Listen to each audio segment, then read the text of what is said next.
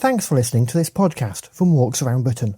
For more information, our terms of use, and to click through to see the show notes on our blog with photographs, videos and links to related sites, please visit walksaroundbritain.co.uk.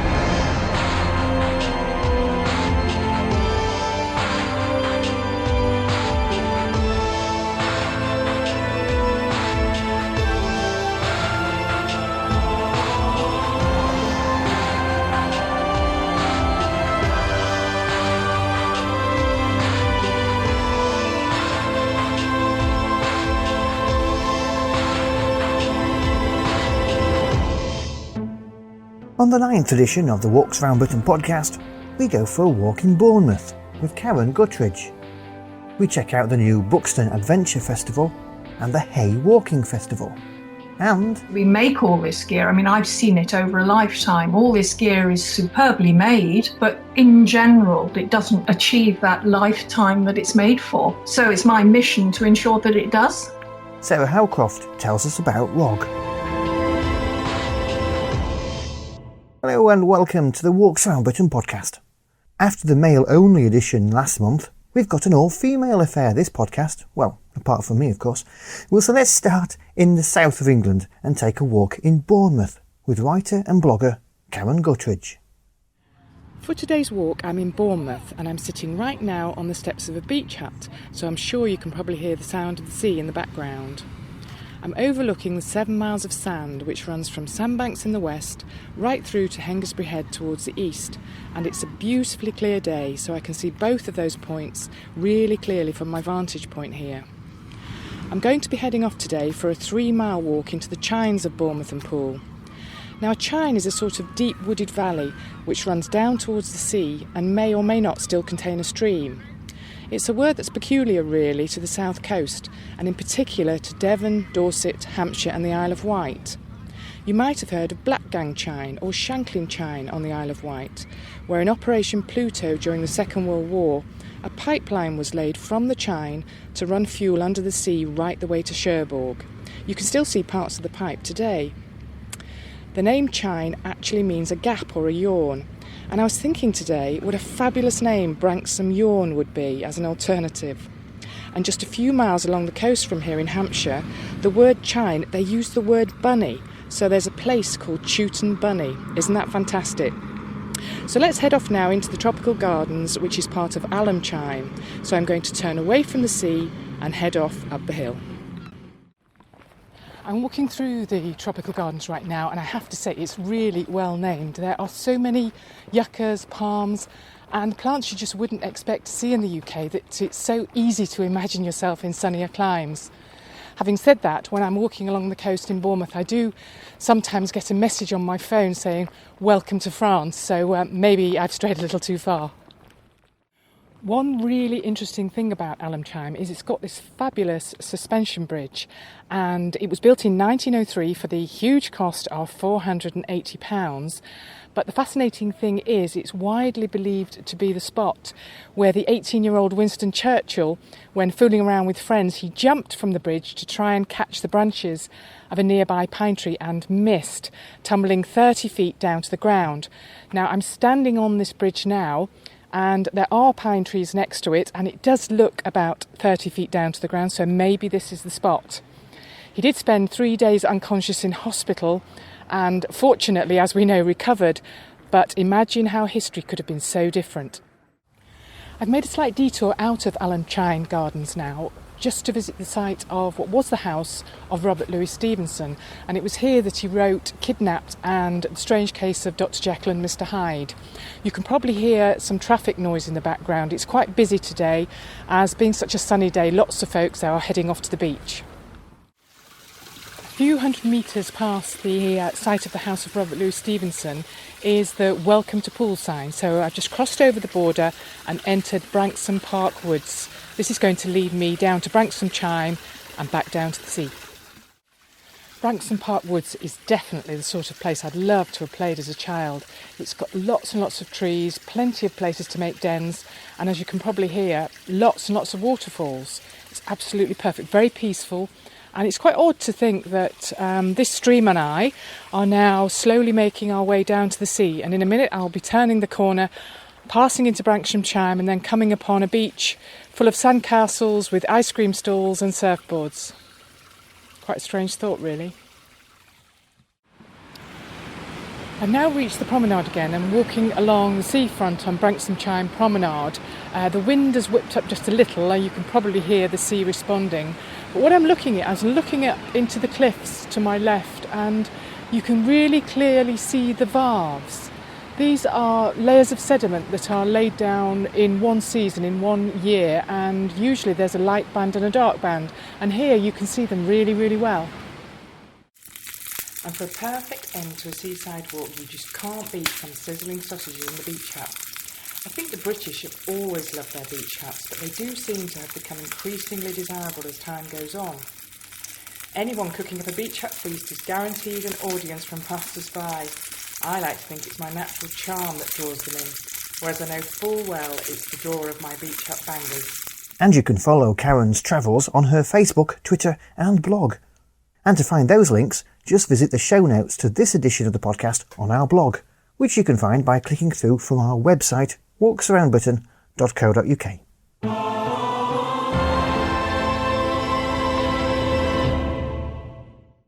October tends to be a rather hectic month for outdoor activities. I suppose it's the last month of regularly respectable weather here in Britain, so we've got 2 events to mention in October.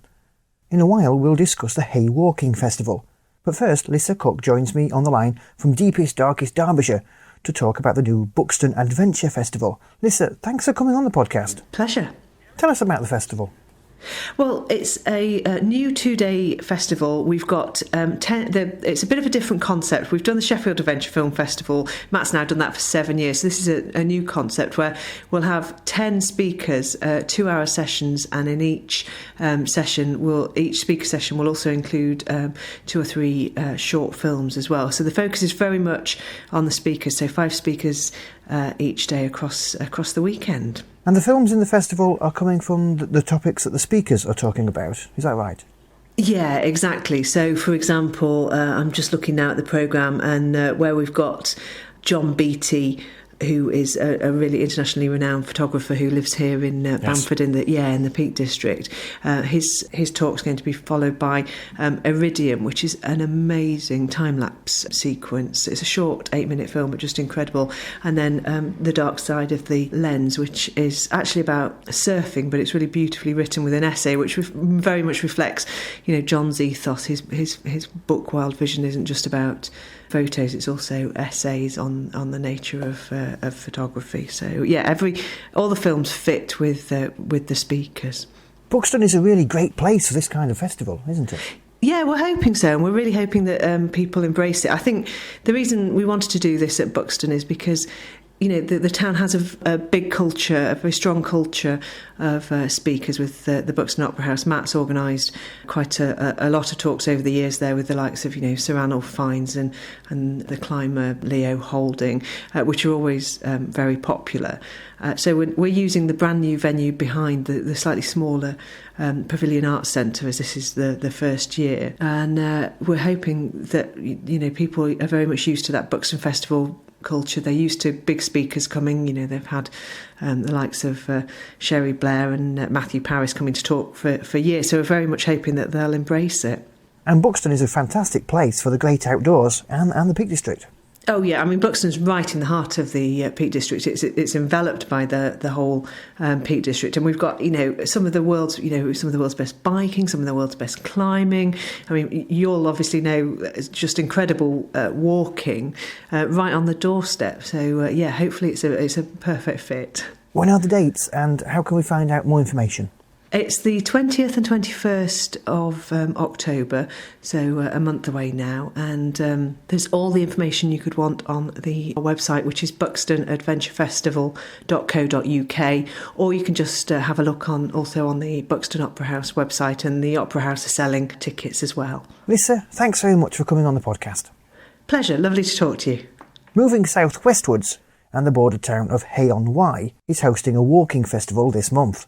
And joining me now is Anna Haywood from Drover's Holiday and Trish Dorey from the Brecon Beacons National Park. Welcome to you both. Hello. Hello. Anna, tell us about the Hay Walking Festival. So we started the festival in 2011, really because obviously a lot of people already come to Hay on Wye as a place for walking, but we felt there was so much to offer in the area that there's lots of scope to bring more people into the area.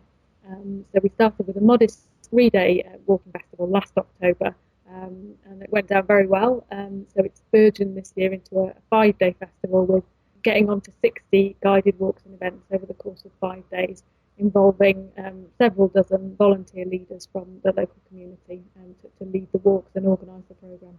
What range of walks are available? Well, it's a bit of a cliche, but something for everyone really with our approach. So we've got everything from short 2-mile walks around the town, with looking at sort of the historic interest of Hay on Wye. We've got foraging walks for children, which are very short and easy to do, right up to a 17-mile walk along the Herefordshire Trail, some walks going up onto the escarpment of the Black Mountains. So, a real range through from people who've never walked before.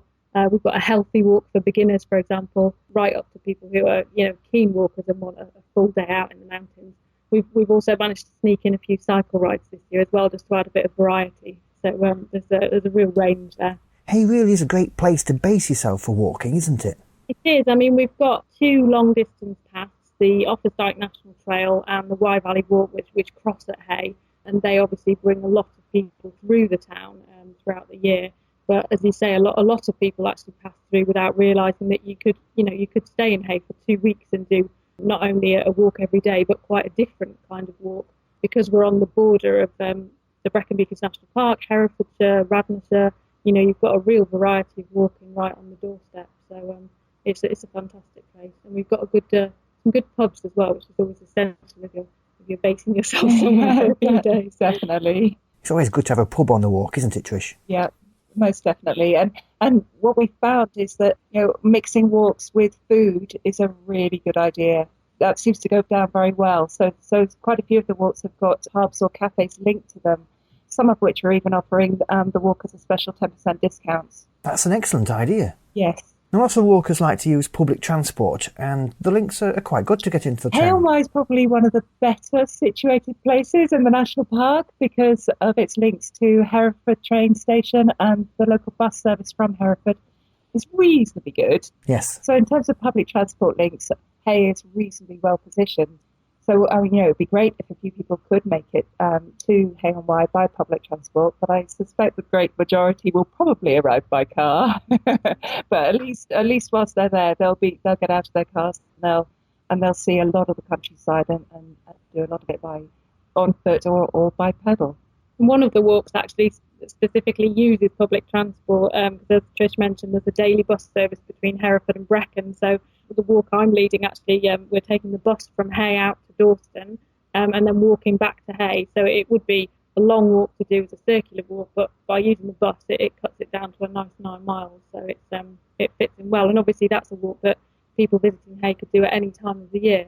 Last year we did the same walk, and a number of local people came from Hay itself and said, I'd never have thought to do this walk, but now that I know and I've done it with a guide, I'd be quite happy to get the bus out on a Sunday, have some lunch and walk back to Hay. So, that's a really nice thing, that it's getting some local residents in Hay out walking as well, sort of realising it's on the doorstep that they hadn't perhaps noticed before. So tell us about some of the guides for the festival. Well, they're as varied as the walks themselves, really. We've got everything from international mountain guides, very qualified people who, professional leaders who, very generously given their time and their expertise, right through to people who, just enjoy walking, and they've used the walking festival as a way to sort of improve their skills in that area. They may not have led many walks before, but we're offering some free first aid training and advice with sort of preparing route cards and the kinds of things to be aware of when you're leading a group. So it's a real range, and we've got some local characters. We've got an archaeology walk that is happening, which is a local guy who's an absolute font of knowledge about local archaeology. We've got another history walk around Hay on Wye that is being led by a bearded local character, Rob Soldat. And yeah, we've got anyone and everyone really is sort of welcome to come on board as a leader. When does the festival run, and how can we find out more information? So the festival kicks off on the 11th of October and runs through to the 15th. We've got a website which is heywalking.org. That's got all the information about the walks on there. They're bookable online, and you can find out information about the distance of the walk, the grading, whether or not you can bring your dog, that kind of thing. There's a brief summary of the walk, and anyone wanting more information, there's also a telephone number that they can call, which is 01497 821 134, just for any sort of queries that aren't covered by the information on the website.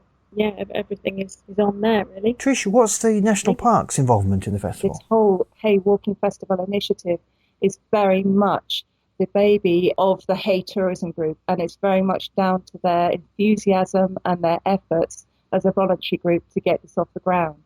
But the role of the National Park Authority has been very much a supporting role in terms of being able to supply a little bit of funding to help the walking festival, especially in terms of promotion of what they're doing. And the National Park Authority is involved in a partnership called the Office Country Partnership and the Walking with Offer project, which is helping Hay-on-Wye deliver this walking festival through funding, but hopefully also helping Hay-on-Wye to achieve Walk as a Welcome status, which again will hopefully raise the profile of the town in terms of its profile as a walking destination, as well as its obvious reputation as a book town. The funding is coming from the Rural Development Plan for Wales, which is supported by the Welsh Government, and the European Agricultural Fund for Rural Development, and match funding from the National Park Authority itself in terms of staff time and money.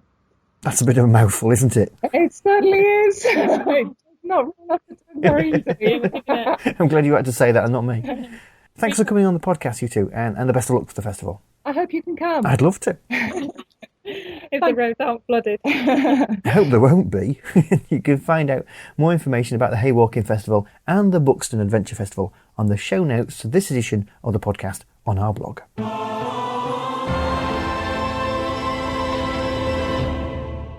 Now, 40 years ago, the outdoors world looked very different in Britain. Many of the brands we know today didn't exist, and clothing looked a world away to what we recognise now. One of the companies which pioneered serious but wearable outdoor clothing was Rohan, who are celebrating their 40th anniversary this year. And the co-founder of Rohan, Sarah Howcroft, joins me now.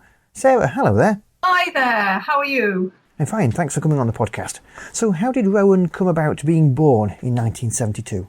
Well, many years ago, way back in the very early 70s, 1970s, myself and my late husband, Paul Howcroft, obviously we were really young then, and very keen on walking and climbing, and both came from a background where we wanted to do something ourselves. So at some point we made the leap that what we needed to do was make climbing and walking gear better, and that's what we decided to do.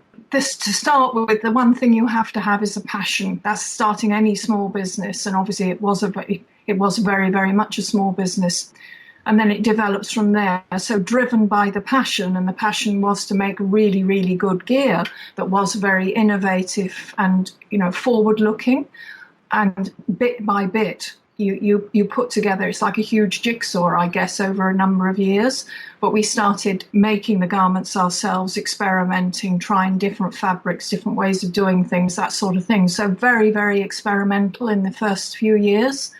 And I think that put the groundwork down for the many years that were to come, really.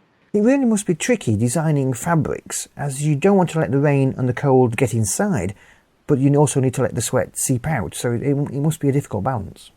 Yes, it is. I mean, it's even today, with all the high-tech membranes, coatings available to us, it still is a balance, depending on an awful lot of things. But way back then, the arguments were different, actually. I think that the assumption was you were probably going to get wet in the outdoors. It was a case of how you could ensure comfort and safety while you were wet, rather more. Yes, that's changed, hasn't it? There seems to be an atmosphere now that if it's raining, we have to be dry.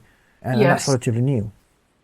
Obviously, there is this expectation that we won't get wet because of the technical abilities of the kit today. And if you do get wet, the probability is it's coming from your own perspiration rather than through the garment. And another element of Rowan clothing is that it doesn't look like outdoor gear, does it? Exactly. It's proper clothing.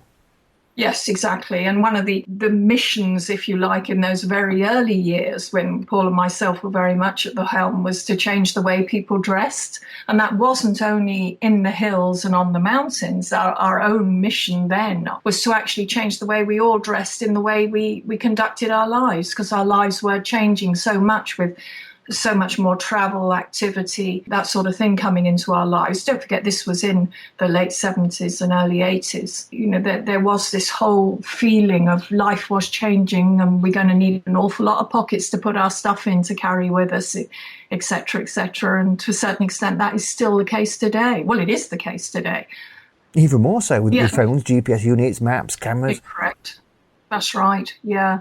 And if you take that back to those early days when we were making these garments for the high mountain, the very quick mountaineers that were going up these mountains very, very quickly, that needed to carry everything with them, these pockets were absolutely vital. And when the bags came along, the Rowan bags, the trousers that are still made today, which sort of started the revolution in lightweight garments, the positioning of those pockets was absolutely vital to carry as much as you can, for as long as you can, as high as you can. And that really was the discipline behind Rowan bags all those years ago. You can always tell garments which have been designed in Britain because they've got pockets which are designed to fit OS maps in them, as opposed to other countries' odd-shaped maps. Yes, exactly. Yeah, I mean, those were the disciplines. I mean, if it didn't fit an OS map in those days, it wasn't a true outdoor garment, was it? It was something else. So, and those obviously disciplines remain still today. So tell us about your new project, Gift Your Gear. Yes, well, Gift Your Gear is an initiative from actually ROG, recycleoutdoorgear.com, which is what I started probably about 9-10 months ago. It's still in its first year, which was an easy route for all this superb outdoor gear. And I'm not just talking about Rowan, I mean all the outdoor gear that doesn't reach its full potential in its life to be used again by another party. Because obviously we make all this gear. I mean, I've seen it over a lifetime. All this gear is superbly made, but in general, certainly in the Western world, it doesn't achieve that lifetime that it's made for. So it's my mission to ensure that it does, and to seek out new and different ways in which this gear can achieve its full life. Now, Gift Your Gear is an expression of that. So that is an initiative which is the first adopter is Rowan, whereby the Rowan customers can bring into a Rowan shop any item. This is clothing, trousers and jackets. They no longer want. As long as it's reusable, the Rowan shop will relieve them of it and reward them with a discount at the moment. Now, that's not only Rowan gear, it's all brands. It's across the outdoor industry. And then what happens is all the gear is inspected, obviously, although the managers are very careful as to what they take back, because it does have to be able to be reused again. And then Gift Your Gear has a large contact base now with community groups working in the great outdoors within the UK, whereby this gear is offered to them as long as it is going to be used by people in the outdoors. So one of my greatest aims with all this is to take the traded nature out of this gear, because obviously there is that element to it as well. You know, not all of this gear has a value. Well, yes. My vision of its value is in its use by people that wouldn't have access to this kind of gear. And it gives them the experience of using really good gear in the outdoors, which I think is a fantastic building block for the future, not only for those people, but for the industry as well. Possibly we all finish with our outdoor gear well before it's come to the end of its life, really. Exactly. Well, I'm still using gear now, but I made 30 plus years ago. You know, if you've got that kind of sustainability through longevity built into a garment, then it's absolutely mad to assume that garment reaches the end of its useful life in 2, 3, 4, 5 years. It's stupid. So, this is an expression of that very thought, in fact, to make these garments available to communities that have no experience of using good gear is a good building block for the future, I think, for the industry as well. Indeed, we're really keen to get people out walking and climbing, but they've got to be wearing the right sort of gear, haven't they? And exactly. That gear still costs a lot of money. Exactly. And really good gear still does cost, by a proportion of anybody's income, quite a lot of money. So, yes, as you say, it's a way of doing this. So how can we find out about Gift Your Gear? Well, Gift Your Gear is on recycleoutdoorgear.com. There's full details on it there. It's also on rowantime.com because obviously it's being run at the moment for the Rohan shops. So rowantime.com carries the story as well. And also it has been nominated for the Great Outdoors Awards. So Which is the end of October, isn't it? Correct, yes. So there's a group of various different categories which the environmental category, ROG, has been nominated for that. So I'm really pleased about that, considering the fact that it is still quite new into the industry, but nevertheless expressing a really strong feeling and message. And Sarah Howcroft's been nominated as well for Outdoor Personality of the Year. There you go. congratulations on both those nominations, and fingers crossed. No, I'm, keep a very open mind on. I am very, very pleased from the point of view of ROG. I think that is absolutely great. It has been so well received across the industry, both by the people that participate in the great outdoors and the trade itself, which is lovely. I mean, it's united under the same banner, which is fantastic. So I'm really... And that doesn't always happen, does it? No, it doesn't. And, it is something that the whole trade can unite over, of something really, really genuine that is very practical. So, yes, I'm really pleased about that. Many thanks for talking to us, and good luck for the awards. Thank you.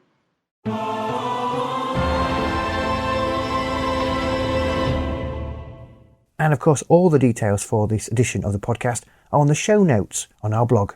Please keep in touch. You can tweet us, you can write us a post on Facebook, send us a voice message, or use a good old-fashioned email. All our contact details are on our website, walksaroundbritain.co.uk. Until next month, thanks for listening and happy walking.